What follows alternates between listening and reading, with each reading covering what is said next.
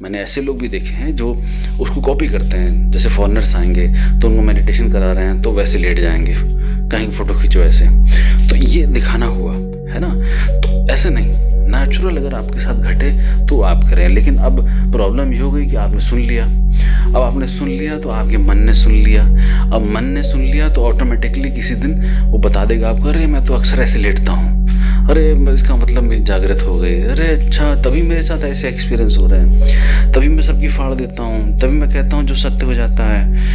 अच्छा तो ऐसा होता है, इसका मतलब कुंडली मेरी जागृत है, मैं तो बेकार में टहल रहा था।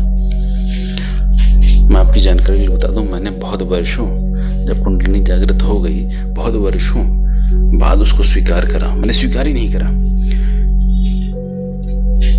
क्योंकि इसको मुझे देखना भी था, कंफर्म भी करना था। क्योंकि ये मन आपका चला गया, उसके बाद भी आपको ये बार बार चेक करना पड़ेगा कि एक्चुअली में गया कि सिर्फ मन ने ही मुझे ये धोखा दे दिया कि मैं चला गया।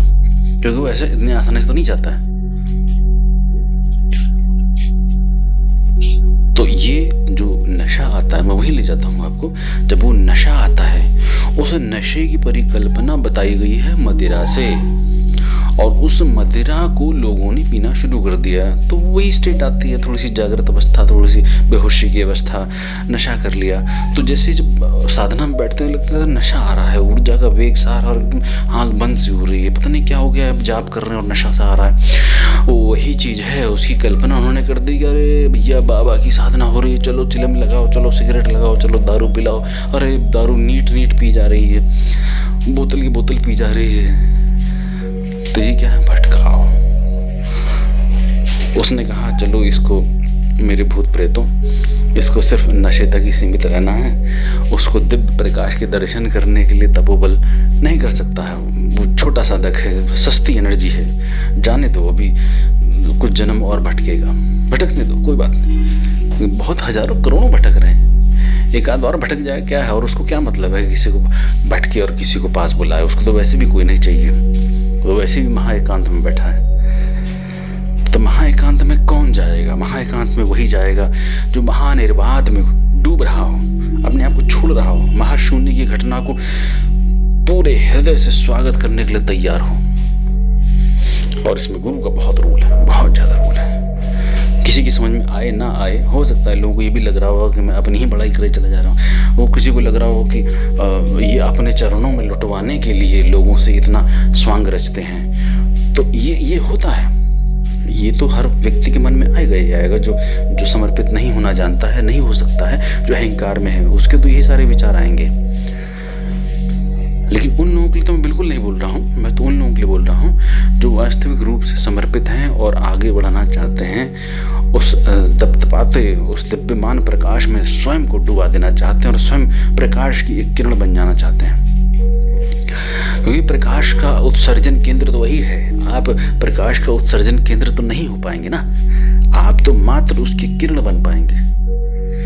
कुछ दूर छिटकती हुई, कुछ पास ऊर्जामान आभा मंडल बनाते हुए उसे सूर्य की, महासूर्य की। तो ज्यादा इसको मैंने बता दिया है, वैसे इतना ज्यादा मैं बताता नहीं, ये सब छुपा के रखने की आदेश था। तो फिर भी जो है बहुत सारे प्रश्न आ रहे थे, साधकों के हितार्थ मैंने उनके कल्याण के लिए बताया है। कोई इसका दुरुपयोग करना चाहे तो स्वीकार है, स्वागत है आपका, और उधर से उनका दंड स्वीकार करिएगा। तो मैंने बताया कि किसी भी चीज को बनावटी मत करिएगा, ईमानदारी से रहिएगा, सबके साथ प्रेम से। आपके साथ कौन क्या करेगा, हो कौन तुम्हारे साथ कौन क्या कर लेगा, तुम हो ही नहीं तो तुम्हारे साथ कौन क्या कर लेगा।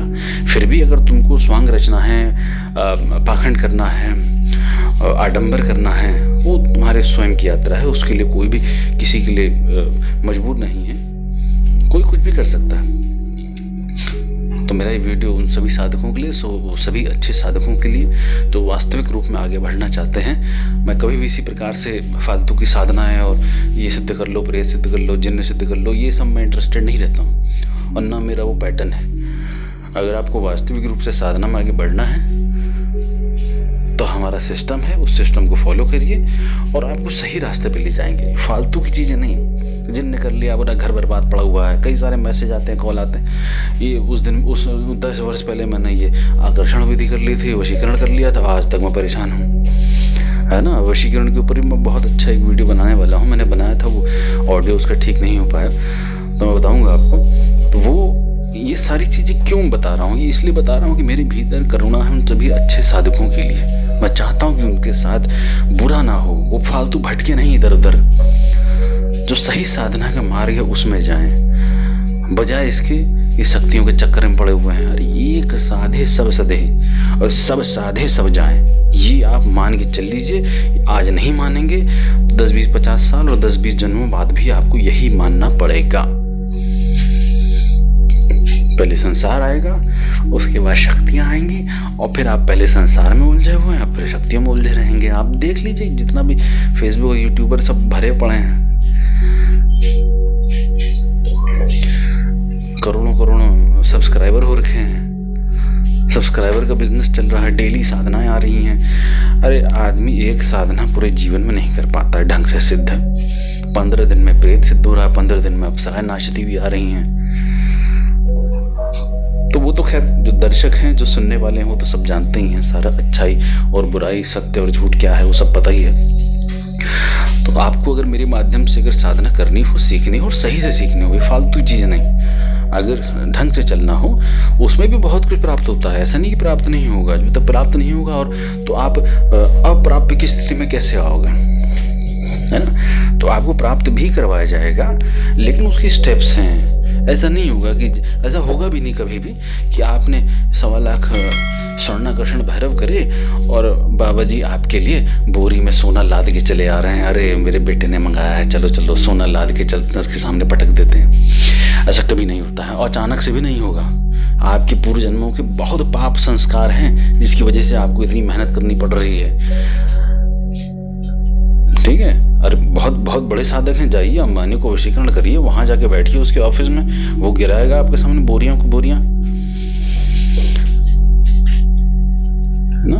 तो ये बहुत ज़्यादा समझाने वाली बात नहीं है। थोड़ा सा अगर बुद्धि होगी तो व्यक्ति की समझ में आ जाएगी। हाँ, षटकर्म होते हैं, वशीकरण, मारण, मोहन, उपचारण, उपदेशना सब होता है ना। लेकिन ये शुभ कार्य, अच्छे कार्यों के लिए होता है, फालतू कार्यों के लिए नहीं, कि 2 दिन में नहीं होता। उसके लिए पूरा एक प्रॉपर अनुष्ठान का एक सिस्टम बना हुआ है, उसको फॉलो करना।